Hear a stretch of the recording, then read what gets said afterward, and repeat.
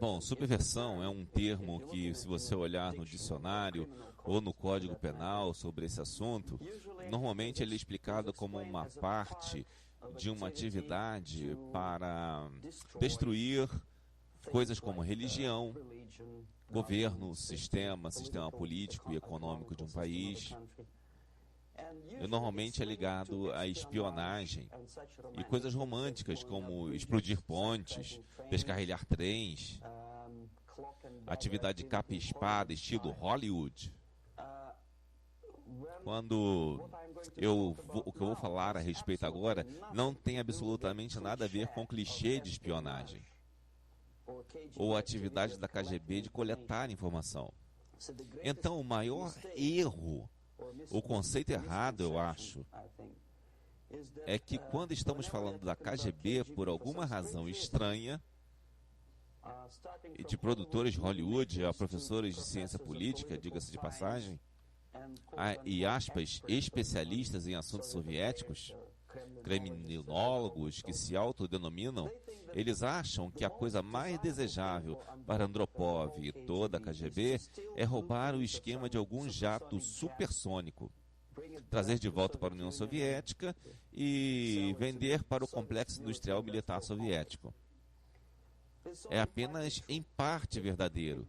Se tomamos todo o tempo, dinheiro e a mão de obra que a União Soviética e a KGB em particular gasta fora das fronteiras da União Soviética, descobriremos, claro, que não há estatísticas oficiais, ao contrário da CIA ou FBI, que a espionagem como tal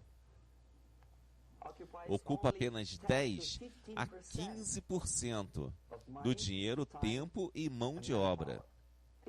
15% da atividade da KGB. Os 85% restantes são sempre subversão. E ao contrário de um dicionário de inglês, dicionário Oxford, subversão na terminologia soviética significa sempre uma atividade distratora e agressiva, visando a destruir o país, nação ou área geográfica do seu inimigo. Então não há românticos lá, de forma alguma. Nada de explodir pontes, nada de microfilmes em lata de Coca-Cola, nada desse tipo. Sem nonsense James Bond. A maior parte, esta atividade é aberta, legítima e facilmente observável se você se der ao tempo e trabalho de observá-la.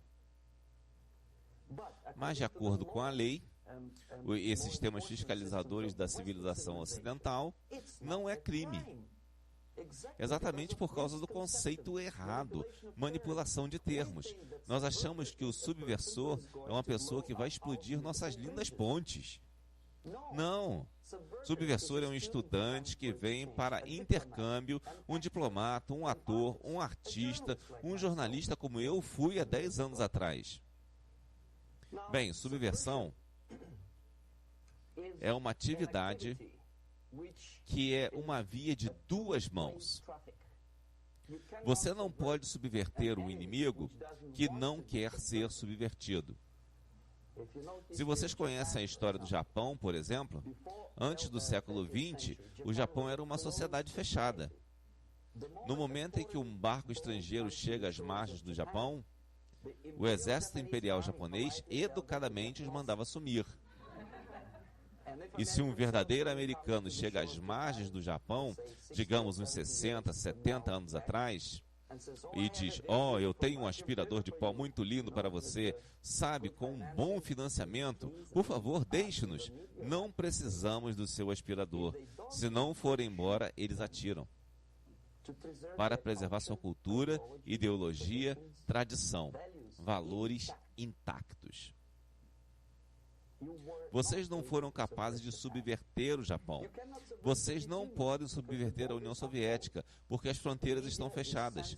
A mídia é censurada pelo governo. A população é controlada pela KGB e polícia interna. com todas as lindas figuras lisas da revista Time e Magazine America, que é publicada pela Embaixada Americana em Moscou. Você não pode subverter os cidadãos soviéticos, porque a revista nunca chega aos cidadãos soviéticos. Ela é coletada nas bancas e jogada na lata de lixo. A subversão só pode ser bem-sucedida quando o iniciador, o ator, o agente da subversão tem um alvo que responde à subversão. É um tráfico de mão dupla. Os Estados Unidos são um alvo receptivo de subversão. Não há resposta similar àquela dos Estados Unidos à União Soviética. Ela para em algum lugar no meio do caminho e nunca chega aqui. A teoria da subversão remonta a 2.500 anos atrás. O primeiro ser humano que formulou as táticas de subversão foi um filósofo chinês chamado Sun Tzu.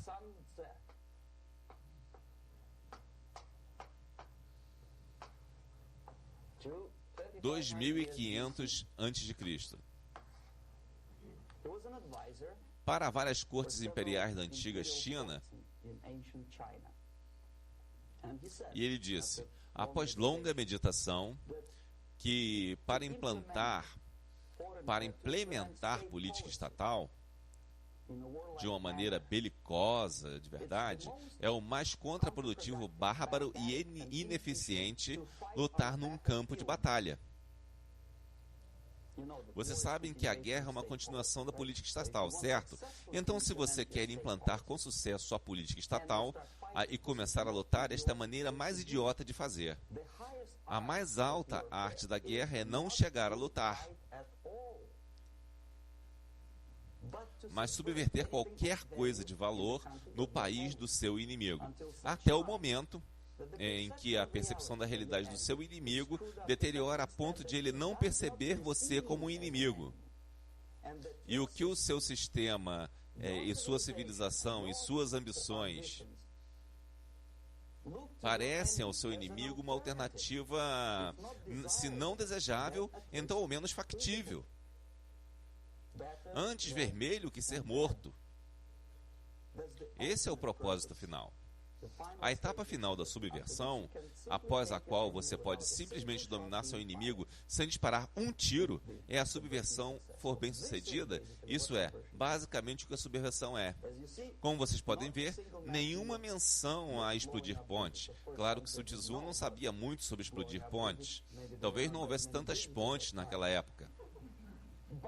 Mas o básico da subversão está sendo ensinado a todo aluno da escola da KGB na União Soviética e a oficiais de academias militares, e não sei se o mesmo autor está incluído na lista de leituras para oficiais americanos. Sem falar de estudantes comuns de ciência política, obviamente. Eu tenho dificuldade de achar a tradução de Sun Tzu na biblioteca universitária.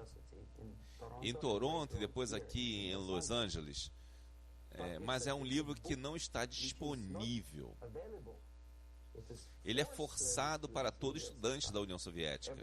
Todo estudante que se pensa que lidará mais em sua carreira com estrangeiros é o que é subversão. Basicamente, consiste de 4 períodos.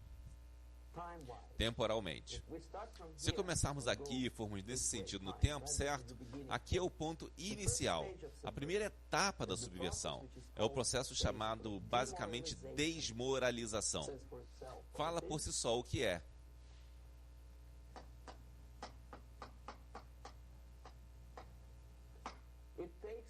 Leva, digamos, uns 15 a 20 anos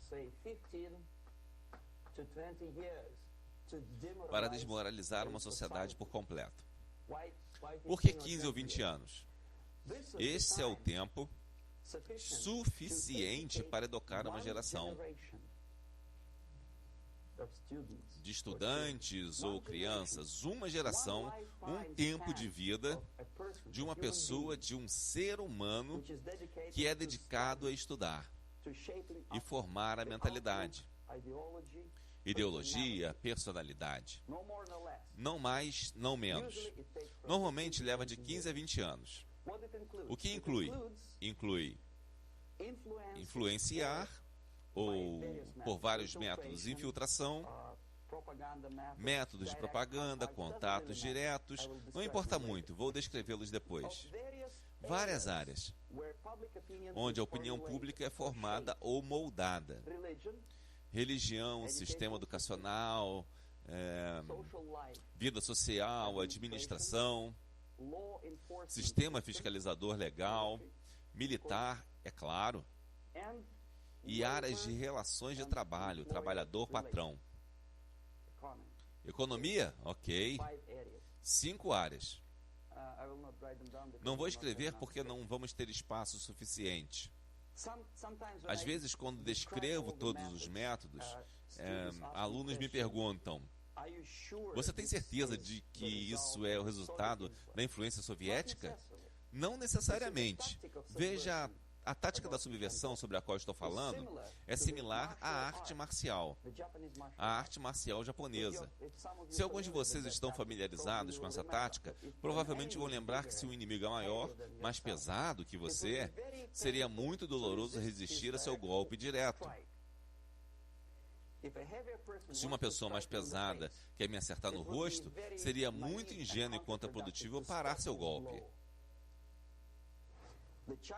A arte chinesa e japonesa do judô nos diz que o que fazer. Primeiro, evitar o golpe, e então agarrar o punho e continuar seu movimento na direção em que estava antes, certo? Até que o inimigo bata na parede. Viu? Então, o que acontece aqui é o país-alvo, obviamente, faz algo errado.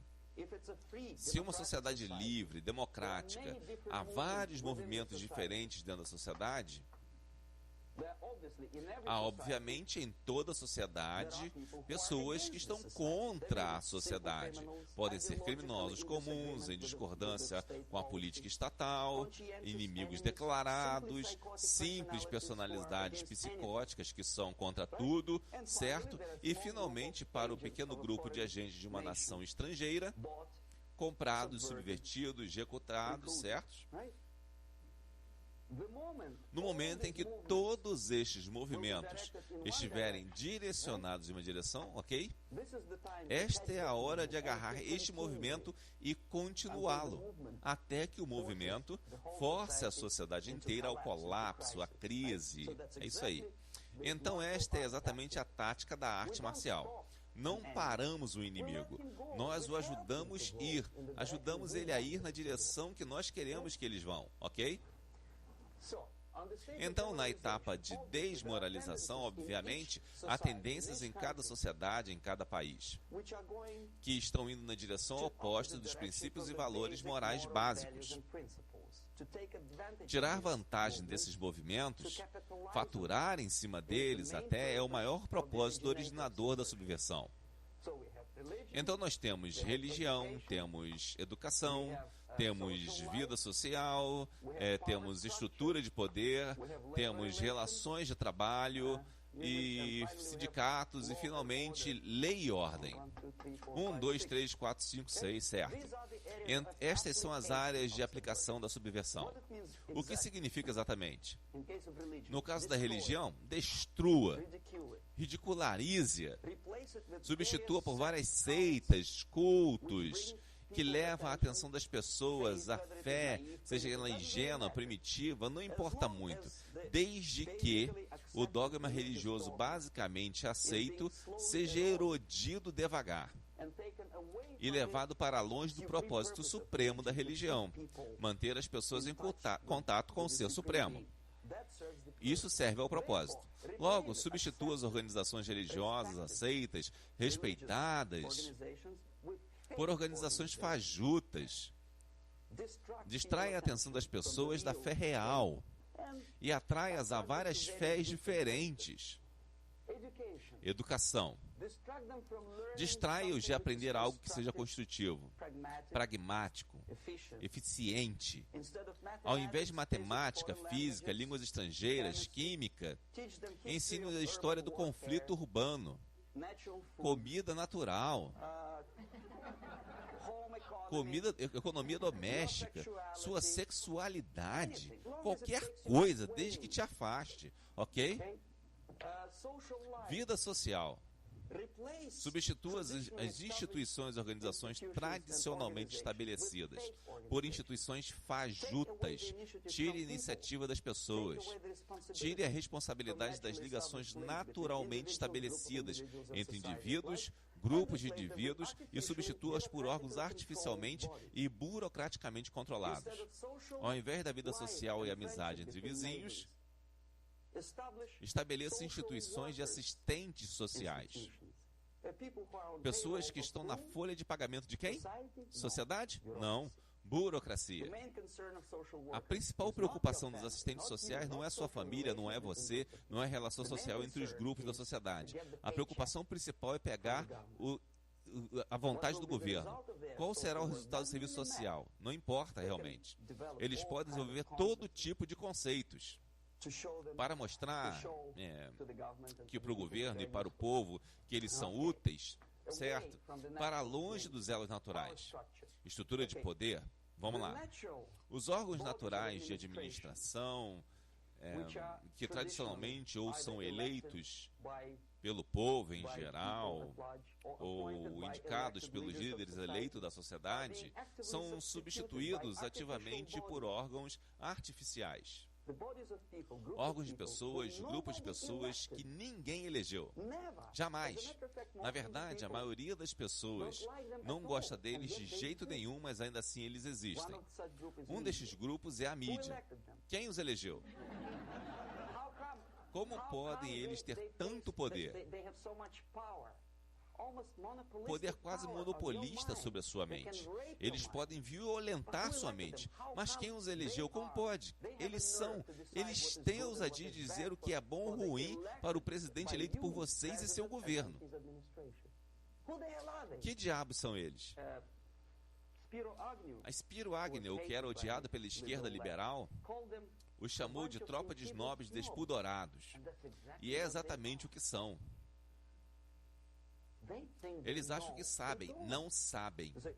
O nível de mediocridade em grandes estabelecimentos como New York Times e Los Angeles Times, grandes redes de televisão, você não tem que ser um jornalista excelente.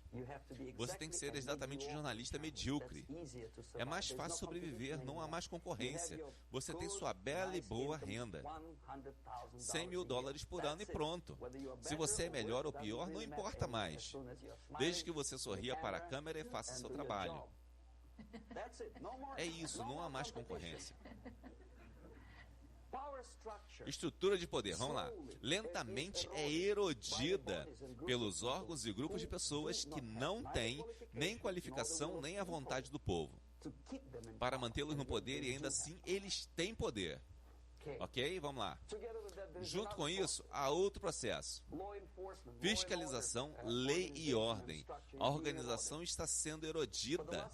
Nos últimos 20, 25 anos, se você vir os filmes antigos e os filmes novos, você verá que nos filmes novos, um policial, um oficial do exército americano, parece burro, raivoso, psicótico, paranoico. E o criminoso parece legal, tipo, bem, ele fuma maconha e injeta droga qualquer, mas basicamente é um ser humano bonzinho. Ele é criativo. E ele é improdutivo só porque a sociedade o oprime. Enquanto o general do Pentágono é sempre, por definição, um burro, um maníaco, um guerreiro. O policial é um porco. Um policial rude, ele abusa do poder. Sabe, uma generalidade, uma generalização como esta, o ódio, a desconfiança para com as pessoas que devem te proteger, e fazia cumprir a lei e a ordem, relativismo moral. O processo Ângelo Buono durou 2 anos em Los Angeles. O processo do Ângelo Buono durou 2 anos em Los Angeles. E ainda assim, há alguns advogados que dizem, ok, ele é um bom sujeito, na verdade. Houve testemunhas que disseram, também criminosos, disseram, ora, ele é um cara legal. Um dia eu pedi para ele queimar a casa do meu inimigo e ele não quis. Sujeito legal, erosão. Uma substituição lenta dos princípios morais básicos, onde um criminoso não é bem um criminoso. Ele é um réu, mesmo que sua culpa esteja provada. Há ainda uma dúvida: matar ou não matar, ser ou não ser. Não matarás, sim, mas esta fala não pode não ser necessariamente aplicável a um assassino. Não assassinarás, essa deveria ser a premissa, e não matarás. Ok, relações trabalhistas.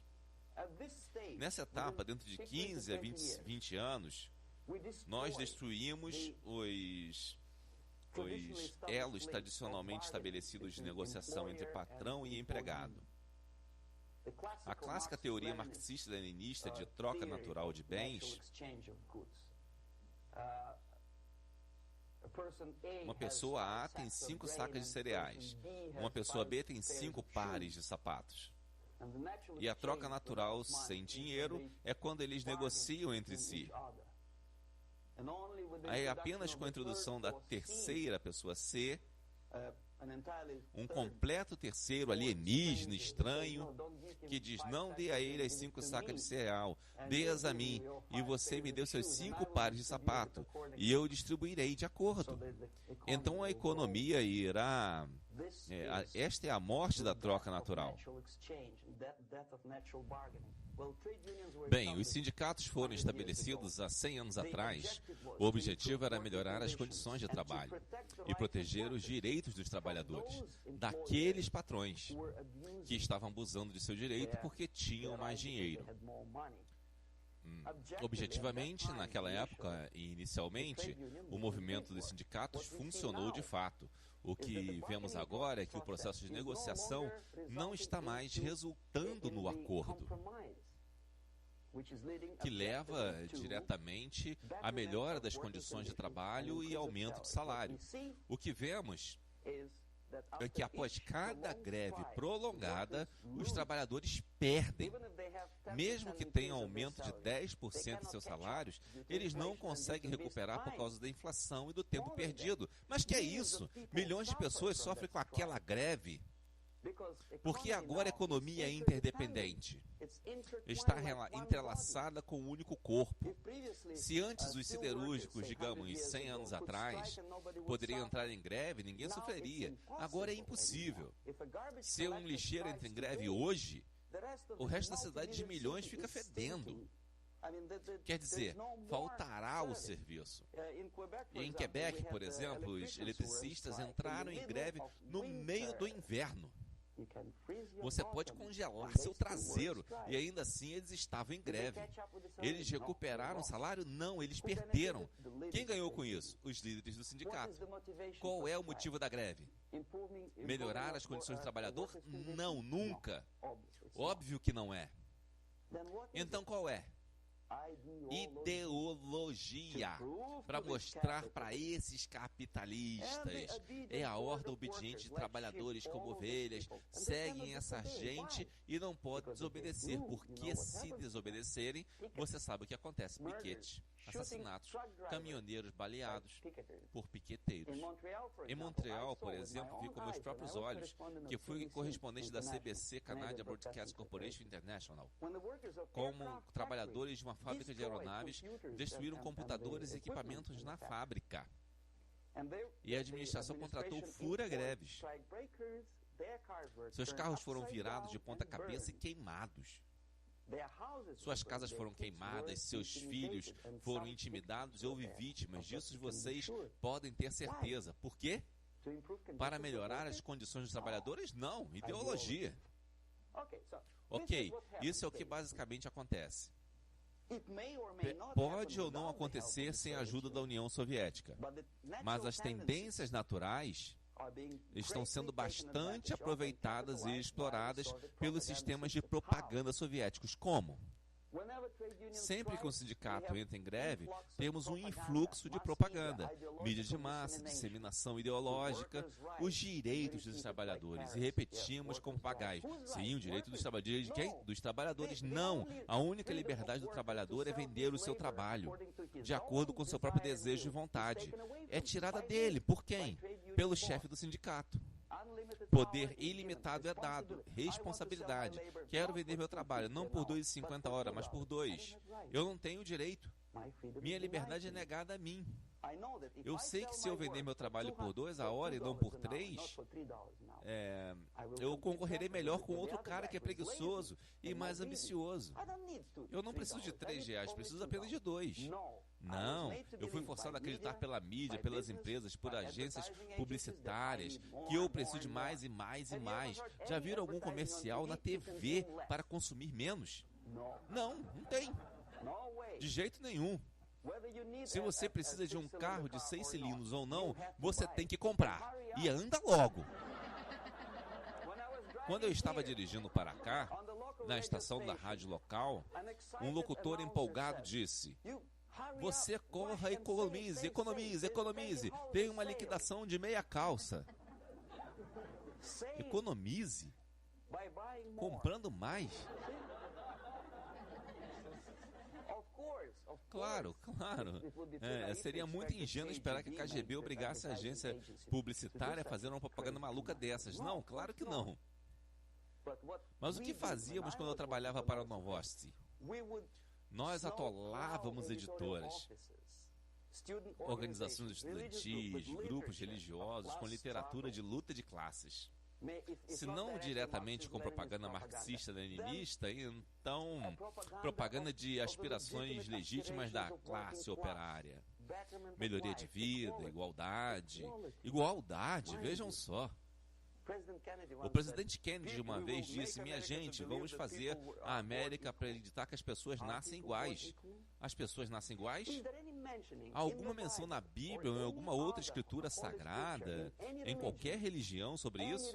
Qualquer religião? Se não acredita em mim, vá na biblioteca e procure. Não há uma única palavra sobre igualdade.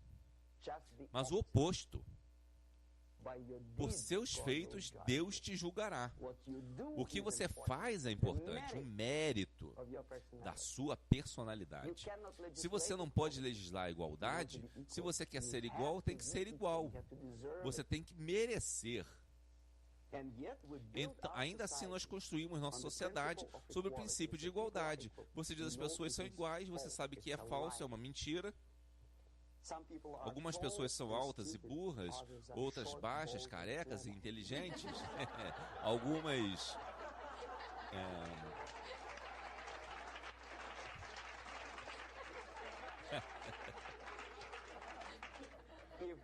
se nós as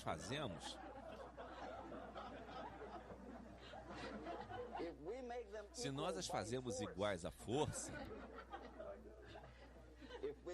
se colocamos o princípio de igualdade na base de nossa estrutura sociopolítica, é o mesmo que construir uma casa na areia. Cedo ou tarde ela vai desmoronar. E é exatamente o que acontece. E nós, propagandistas soviéticos, estamos tentando empurrar vocês na direção que vocês vão sozinhos. Igualdade sim, igualdade, as pessoas são iguais. Terra das oportunidades iguais. É verdade ou não? Pense bem. Oportunidades iguais? Deve haver oportunidades iguais? Para mim e para um safado preguiçoso que vem para cá, vindo de outro país e imediatamente se registra como recipiente beneficiário de seguro? Eu nunca recebi $1. Não, desculpe, eu recebi uma vez. Mas eu nunca requeri seguro. Por 13 anos eu aceitava qualquer emprego. Segurança, jornalista, taxista, qualquer coisa.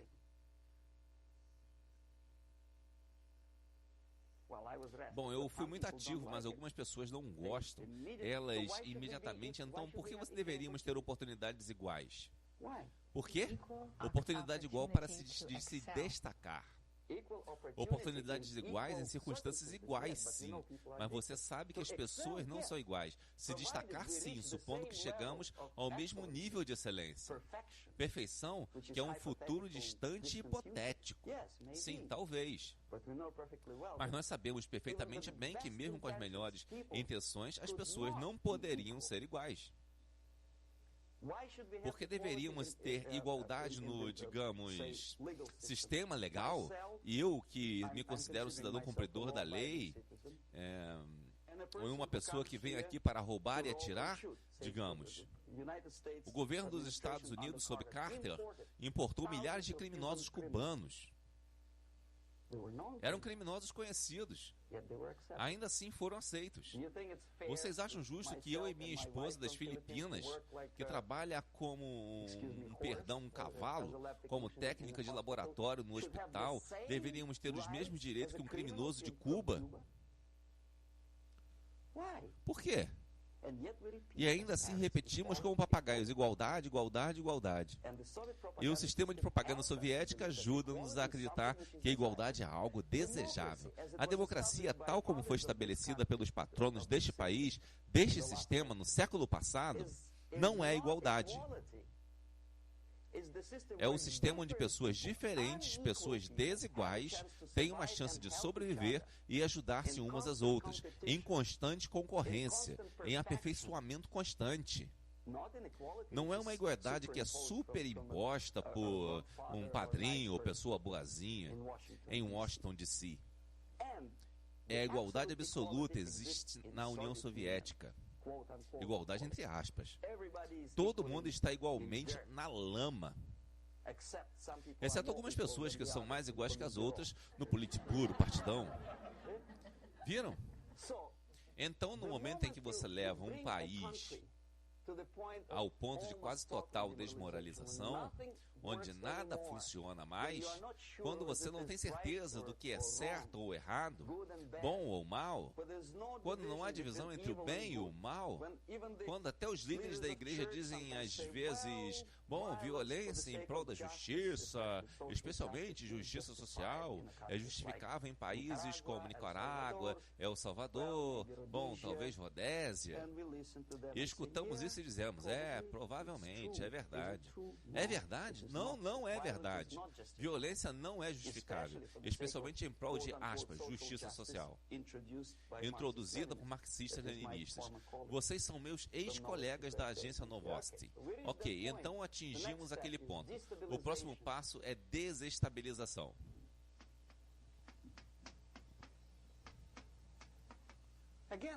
De novo, fala por si só o que é. Desestabilizar todas as relações, todas as instituições e organizações aceitas no país do seu inimigo. Como você faz? Você não tem que mandar um batalhão de agentes da KGB para explodir pontes, não. Você os deixa fazerem sozinhos. A área de aplicação é mais estreita agora. Não é como no caso anterior, as ações abertas, legítimas, da KGB neste caso. Mal seriam perceptíveis. Não há crime sem um professor que recentemente veio da União Soviética e introduziu um curso de marxismo-leninismo na Universidade Californiana, por exemplo. Ninguém vai chegar na porta dele e dizer, ok, senhor, venha. Você está preso. Não, não é crime. Não é sequer considerado um crime moral contra o seu país.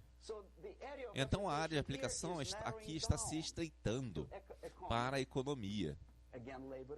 Novamente, relações trabalhistas, certo? Para lei e ordem. E militares. E, vamos lá, economia, lei e ordem, novamente a mídia, mas um pouco diferente. Vou explicar depois. Ok, 3 áreas basicamente. Economia, a radicalização do processo de negociação. Se naquela etapa nós ainda poderíamos atingir, teoricamente, algum acordo positivo entre as partes negociantes, digamos assim, como digamos, introdução arbitrária de juízes de terceira parte, objetivamente julgando as exigências de ambos os lados, aqui é radicalização. Na etapa da desestabilização, não chegamos a um acordo nem dentro de uma família. O marido e mulher não poderiam descobrir o que é melhor. O marido quer que os filhos comam à mesa, e a mulher quer que ele, a criança, corra pelo cômodo e derrube comida pelo chão. Eles não chegam a um acordo, a não ser que comecem uma luta. É impossível chegar a um acordo construtivo entre vizinhos. Alguns dizem, eu não gosto de que você trabalhe no gramado nesta hora, porque exatamente nesta hora estou passeando com meu cachorro e ele está ficando nervoso e não consigo passar as bolas, sabe? Entendeu? Eles não entram em acordo, eles vão para uma corte civil ou coisa assim. Radicalização de relações humanas. Sem mais acordo, luta. As relações normais tradicionalmente aceitas são desestabilizadas. As relações entre professores e alunos, em escolas e universidades, luta. As relações na esfera econômica, entre empregado e patrão, são mais radicalizadas. Não mais aceitação da legitimidade das exigências dos trabalhadores. Não como os japoneses com a teoria Z, se vocês já ouviram falar, onde os trabalhadores estão envolvidos no processo de decisão. Então eles não têm incentivo moral para lutar contra seus patrões. Nos Estados Unidos é justamente o oposto. Quanto mais difícil a luta, melhor. Mais heróicos eles parecem. Quando a rede Greyhound estava de greve recentemente, os correspondentes das emissoras de TV locais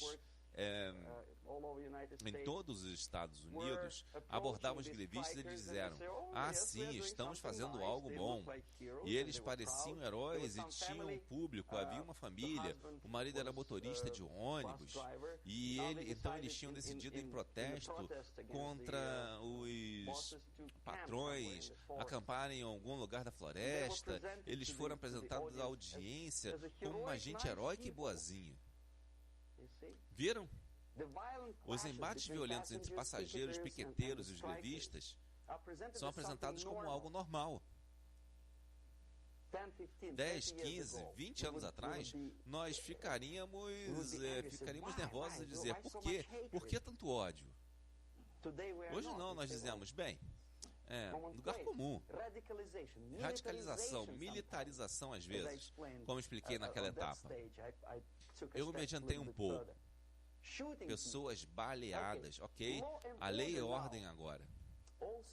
Também digamos, empurrada para áreas onde as pessoas antes resolviam suas diferenças pacificamente e legitimamente. Agora estamos ficando com esses casos judiciais nos casos mais irrelevantes. Não podemos mais resolver nossos problemas. A sociedade como um todo fica mais e mais antagônica. Esses indivíduos, grupos de indivíduos e a sociedade como um todo, e a mídia se coloca em oposição à sociedade, em geral, como um todo. Separada, alienada. Ok? Nessa etapa, vocês se lembram o que eu estava falando? Há umas 2 horas atrás sobre os dormentes. Aí, quando os estudantes, digamos, dos Estados Unidos, que são treinados na Universidade de Lumumba, ou das Nações de Desenvolvimento, os estudantes com quem eu estava lidando, estão sendo mandados de volta da União Soviética aqui, ou se eles já estavam nos Estados Unidos, no país que é objeto da subversão, eles partem para a ação. Os dormentes acordam. Eles dormiram por 15 a 20 anos. Agora eles se tornaram líderes de grupos, padres, sei lá, pessoas públicas. Proeminentemente eles ativamente se incluem no processo político. De repente nós vemos um homossexual, há 15 anos ele fazia sujeiras dele e ninguém ligava, problema dele. Agora ele faz isso uma questão política. Ele exige reconhecimento, respeito, direitos humanos, ele junta um grande grupo de pessoas, o grupo dele é as pessoas comuns e há choques violentos entre ele e a polícia, o grupo dele é as pessoas comuns, não importa o que, são negros contra brancos, amarelos contra as verdes, não importa. Onde está a linha divisória? Desde que este grupo entre em choque antagônico, às vezes militantemente, às vezes com armas de fogo, isso é processo de desestabilização. Os dormentes, muitos dos quais são simples agentes da KGB, se tornam líderes do processo de desestabilização. Não quer dizer que o camarada Andropov manda o camarada Ianov para os Estados Unidos. A pessoa que toma conta já está aqui. Ele é um cidadão respeitado dos Estados Unidos. Às vezes ele recebe dinheiro de várias fundações para a sua luta legítima em prol de, sei lá, direitos humanos, direitos das mulheres, Kiev Lib, Prison Lib, seja o que for. Há americanos simpatizantes que doam seu direito a ele. E o processo de desestabilização normalmente leva diretamente ao processo de crise. No caso de nações em desenvolvimento, esta era a área em que eu era ativo. O processo começa, como no Brasil, quando os órgãos legítimos de poder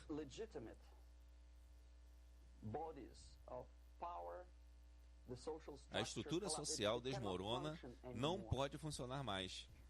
Então nós temos órgãos artificiais injetados na sociedade, tais como comitês não eleitos, ou vocês se lembram de que eu estava falando deles ali, assistentes sociais que não são eleitos pelo povo, mídia que são os senhores auto-investidos da sua opinião, alguns grupos estranhos também, que alegam que eles sabem como guiar a sociedade para frente.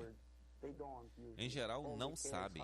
Tudo o que eles querem saber é como coletar doações, promover, vender sua própria ideologia misturada, misto de religião e ideologia.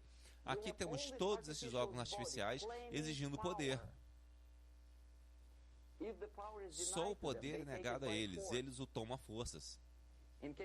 No caso do Irã, por exemplo, de repente tínhamos comitês revolucionários que tipo de revolução? Não havia revolução ainda, e ainda assim não tinha os comitês. Eles tomavam o poder de julgamento, eles tinham o poder de execução, eles tinham o poder de legislação, tinham o poder judiciário. Todos combinados em uma só pessoa, que é um intelectual de miolo mole, às vezes formado em Harvard ou Berkeley. Ele volta para seu país e acha que sabe a solução para todos os problemas sociais e econômicos. Ok, a crise é quando a sociedade não pode mais funcionar produtivamente, ela desmorona, obviamente. Essa é a palavra para a crise. Portanto, a população como um todo está procurando um salvador. Os grupos religiosos estão esperando o Messias vir. Os trabalhadores dizem, nós temos família para alimentar. Vamos ter um governo forte, talvez um governo socialista, centralizado, onde alguém coloque os patrões em seus lugares e nos deixe trabalhar. Estamos cansados de greve, perder hora extra e todas essas coisas. Precisamos de um homem forte, governo forte. Um líder, um salvador é necessário. A população já está irritada e cansada. E cá está, nós temos um salvador. Ou uma nação estrangeira vem, ou um grupo local de esquerdistas marxistas, não importa, de que eles sejam sandinistas, sei lá, reverendo ou algum tipo, bispo Muzorewa ou bispo como no Zimbábue, não importa. Um salvador vem e diz, eu guiarei vocês. Então nós temos duas alternativas aqui: guerra civil e invasão. Ok? Viram como funciona? Guerra civil nós sabemos o que é. Líbano é o melhor exemplo. A guerra civil que foi artificialmente implantada no Líbano por injeção de forças da OLP, Organização para a Libertação da Palestina, invasão nós tivemos em vários outros países, como Afeganistão. Qualquer fale do país leste europeu foi invadido pelo exército soviético. Mas o resultado é o mesmo. A próxima etapa é normalização. Normalização é uma palavra muito irônica, é claro.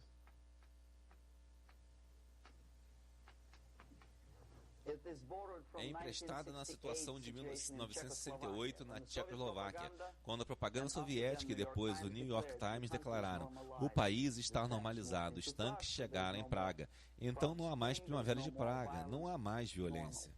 Normal, normalização. Nesta etapa, os comandantes autoinvestidos da sociedade não precisam mais de nenhuma revolução, não precisam de mais nenhum radicalismo, então é o reverso da desestabilização. Basicamente, é estabilizar o país, à força, na marra. Então todos os dormentes e ativistas, e assistentes sociais, e liberais, e homossexuais, e professores, e marxistas, e leninistas, são eliminados. Fisicamente, às vezes. Eles já fizeram o serviço deles. Ok? Eles não são mais necessários. Os novos governantes precisam de estabilidade para explorar a nação, o país, tirar vantagens da vitória. Ok, então chega de revolucionários, por favor. Chega. Isto é exatamente o que acontece em vários países. Lembram de Bangladesh? Essa foi a crise da qual eu fui participante. Primeiro ele enchia Mujibur Rahman. Em 1971 ele era líder do Partido do Povo, a Liga Awami, com um bigode tipo Stalin. Ele esteve na Rússia várias vezes. 5 anos depois ele foi baleado por seus ex-colegas marxistas. Ele cumpriu sua função. No Afeganistão, isso aconteceu 3 vezes. Primeiro havia Tarak, depois Amin, agora Barak, e eles se mataram sucessivamente, um atrás do outro. No momento em que o cumpria sua obrigação, o primeiro desmoralizava o país, o segundo desestabilizava, o terceiro levou à crise. Adeus, camarada. Pum.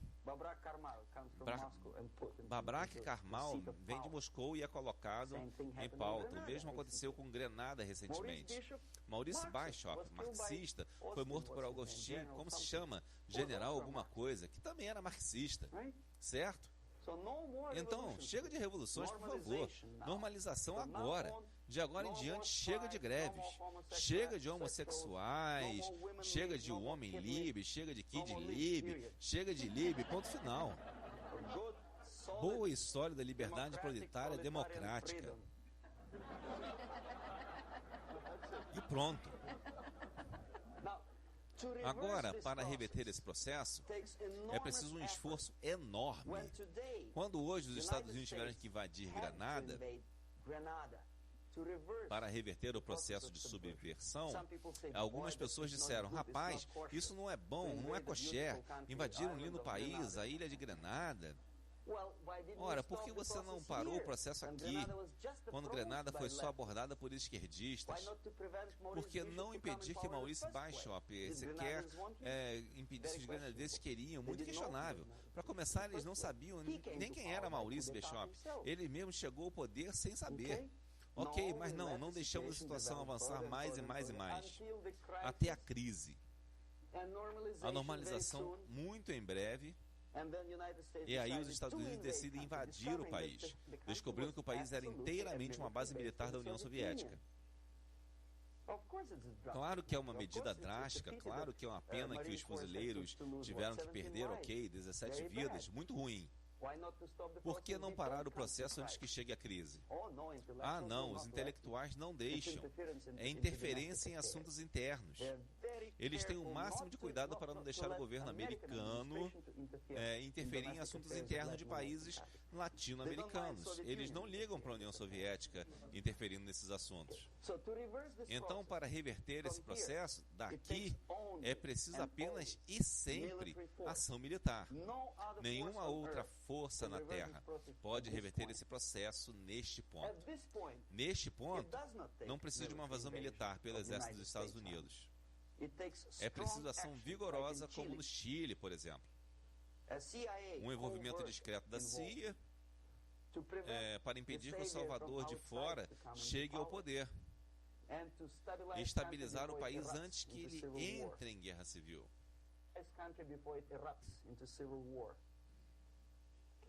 Ok, apoiar as forças conservadoras de direita, através de dinheiro, bandidos ou lei, não importa. Estabilize o país, não deixe a crise evoluir para a guerra civil ou invasão. Oh, não, seus liberais vão dizer, é contra a lei. O Congresso não alocará dinheiro para ações secretas da CIA. Por que não? Podemos esperar até vir a normalização e os tanques soviéticos aterrissem no aeroporto de Los Angeles? Agora, neste ponto da desestabilização, também o processo poderia ser revertido. E, de novo, mais fácil que neste. Nada de envolvimento da CIA neste ponto. Sabe o que é e precisa aqui? Restrição de algumas liberdades para grupos pequenos, que são inimigos autodeclarados da sociedade. É simples assim. Oh, não, dirão os liberais na mídia. Isso é contra a Constituição americana. Como podemos negar a força os direitos civis a criminosos, por exemplo? Não é bom, ok. Então nós permitimos que eles, ok, se você permite que os criminosos tenham direitos civis, vai em frente e leve o país à crise. Desse jeito não há derramamento de sangue. Limite os direitos. Digo, não colocá-los na cadeia. Não estou falando disso, colocar todos os gays de São Francisco num campo de concentração. Não é isso. Não permitas que eles consigam poder político. Não os eleja a posições de poder, seja o nível municipal, estadual ou federal. Como Jean Willis, tem que ser enfiado na cabeça de eleitores americanos e brasileiros de que uma pessoa como esta, nas posições de poder, é um inimigo. Não temam esta palavra, é um inimigo. Se não for um inimigo aqui, será aqui. Mais adiante ele será fuzilado, é claro. Mas neste ponto ele é um inimigo. Ok? Vocês estarão prestando um grande serviço negando-lhe o direito de faturar em cima de suas próprias ideias malucas e se tornar um homem poderoso. Um homem que usa sua posição de poder, restrição de certas liberdades e permissividade naquele ponto impediria deslizar para a crise e provavelmente voltaria o processo de desestabilização. Restringir o poder ilimitado, o poder monopolista dos sindicatos nesse ponto, salvaria a economia do colapso. Introduzir uma lei para impedir empresas privadas de violar a mente da opinião pública na direção do consumismo, por exemplo, e nenhuma empresa deve ter o direito de forçar você a comprar mais, a não ser que você queira, óbvio. Tem que haver uma lei. Quer anunciar seu carro? Beleza, ok. Mas nenhuma menção a comprar lá agora e economizar dinheiro. Tem que ser contra a lei forçar as pessoas a consumir mais. Autorrestrição. Anteriormente, antes desse processo começar, a autorrestrição era um assunto da igreja, religião, porque nossos pregadores, os padres da igreja, nos diziam: bens materiais são bons, mas não é a função primária do ser humano. Porque você tem que viver com algo. Obviamente, o desígnio da nossa vida não é consumir mais desodorantes. Tem que haver algo maior. Se tal instrumento complicado como o corpo humano foi criado, obviamente deve haver algum propósito mais elevado para isso. É bem fácil evitar a desestabilização negando às empresas ambiciosas uma pequena liberdade, forçar vocês a se tornarem processadores de produtos e bens indesejados. Eles transformam vocês em máquinas. E como uma minhoca que tem entrada e saída, então, digamos, quanto tempo um eletrodoméstico médio dura hoje em dia? Menos de um ano. Por quê? Onde está a qualidade? Mas nós queremos que você compre mais. Ok, o processo de desestabilização pode ser facilmente vencido se, como eu digo, a sociedade, por vontade própria ou depois de persuadida pelos líderes, chegar à ideia de autorrestrição. É tão difícil, queremos consumir mais, mas você tem a obrigação. A não ser que você queira chegar nessa etapa, onde, como dizemos na Rússia, se o deserto do Saara se tornar um estado comunista um dia, haverá racionamento de areia. Então você tem que limitar suas... Então, você tem que limitar suas expectativas nesse ponto. Antes que seja tarde demais, mas não queremos fazê-lo. O processo de desmoralização, de novo, é a coisa mais fácil de reverter. Antes de tudo, restringindo a importância da propaganda. A coisa mais fácil de fazer. Importação ilimitada, irrestrita de literatura soviética, jornalistas soviéticos, dar à propaganda soviética e agitadores ideológicos tempo igual na cadeia de TV americana, tem que ser impedido.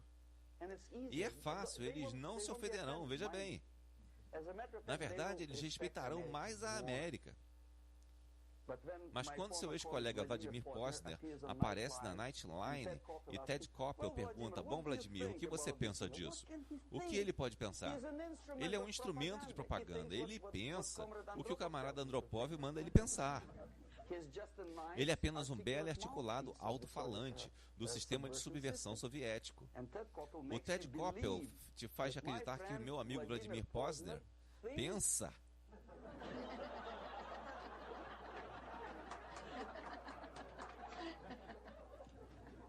O processo de desmoralização pode não ter começado de forma alguma se neste ponto aqui, o país é um recipiente de subversão.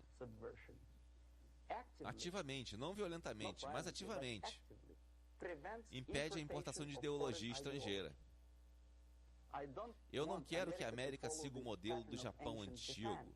Também você não tem que atirar em todo estrangeiro que se aproxime às fronteiras sagradas dos Estados Unidos. Mas quando ele te oferece um bagulho disfarçado de algo bem lustroso, você deve dizer a ele: não, nós temos nosso próprio bagulho.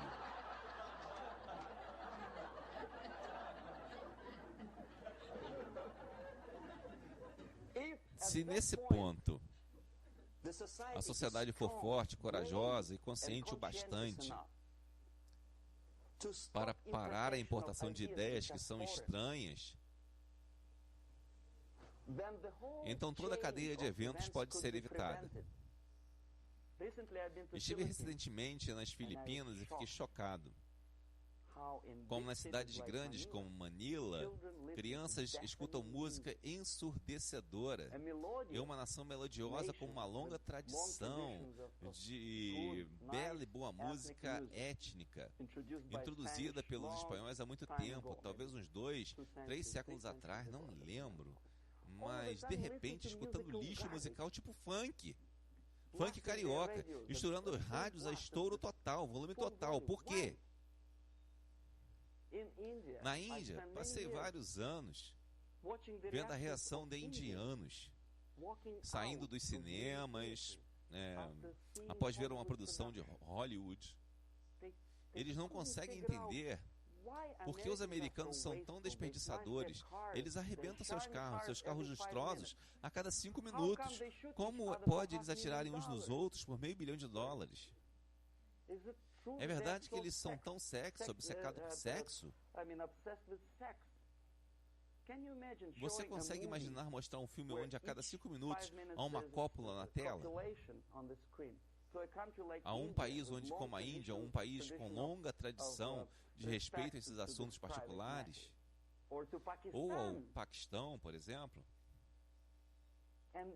e os Estados Unidos esperam que essas pessoas vos respeitem. De jeito nenhum. Ah, sim, eles verão o filme. Eles pagaram 5 rúpias para ver aquele filme, mas eles saem e dirão aos seus filhos: não respeite os americanos. Não seja como os americanos. Viram? Então, o processo de desmoralização pode ser impedido bem aqui, tanto exportando quanto importando. Isto precisa de um passo, uma coisa muito importante a se fazer. Você não tem que expulsar todos os agentes da KGB de Washington. A solução mais difícil e ao mesmo tempo a mais simples para a subversão é começar aqui e antes ainda,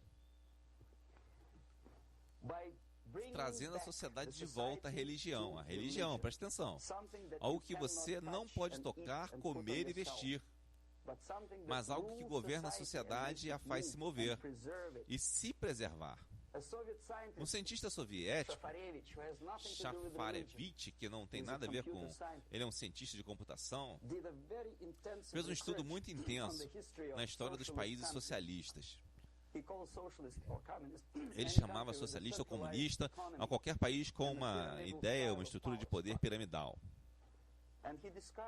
E descobriu, na verdade, não descobriu, apenas chamou a atenção de seus leitores, que civilizações como Mohenjo-Daro, nas regiões hindus ribeirinhas, e como Egito, como os Maias, como os Incas, e como a cultura babilônica também, desmoronaram e desapareceram da face da terra no momento em que perderam a religião.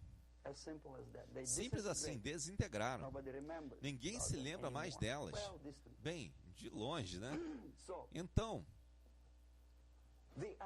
as ideias estão movimentando a sociedade e mantendo a humanidade como uma sociedade de seres humanos, agentes inteligentes e morais de Deus. Os fatos, a verdade, o conhecimento exato, talvez não. Toda a tecnologia sofisticada e computadores impedirão a sociedade de desintegrar e eventualmente sumir. Você já conheceu alguma pessoa que sacrificaria a sua vida, liberdade, por uma verdade como esta? 2 vezes 2 igual a 4? Isso é verdade. Nunca encontrei uma pessoa que diria, isso é verdade, estou pronto para atire em mim. Para defender a verdade do 2 mais 2 igual a 4, certo? Ninguém faz isso. Mas milhões sacrificaram suas vidas, liberdade, conforto, tudo, por coisas como Deus, como Jesus Cristo. É uma honra. Alguns mártires no campo de concentração soviético morreram, e morreram em paz. Ao contrário daqueles que gritavam, viva Stalin, sabendo perfeitamente bem que ele pode não viver muito. Algo que é não material, movimenta a sociedade e ajuda a sobreviver. E vice-versa. É uma coisa que alimenta a outra. No momento em que nos voltamos para 2 vezes 2 igual a 4 e fazemos disso um princípio guia para a nossa vida, nossa existência, nós morremos. Mesmo quando isto é verdade, e isto não conseguimos provar, só podemos sentir e ter fé. Então a solução para a subversão ideológica, estranhamente muito simples, não é a ciência. Você não tem que atirar nas pessoas. Você não tem que mirar mísseis, Pershings ou mísseis de cruzeiro no quartel-general de Andropov, nada disso. Você só tem que ter fé e evitar a subversão. Em outras palavras, vamos lá, não ser uma vítima da subversão. Não tente ser uma pessoa que no judô está tentando esmagar o adversário e é pego pela sua mão e não golpeia assim. Não golpeia assim, não faça isso. O golpeia com o poder do seu espírito e superioridade moral. Se você não tem este poder, é hora de desenvolvê-lo. E esta é a única solução. Acabou. Obrigado. Dublagem realizada por Marco Teles para facilitar o acesso ao povo brasileiro do conteúdo desse vídeo. Algumas considerações, alguma dublagem foi um tanto quanto improvisada e colocando pequenos comentários na dublagem, mas temos a legenda. Não leve isso muito em consideração, visto que a dublagem foi feita de uma tacada só para facilitar o andamento do serviço. Obrigado.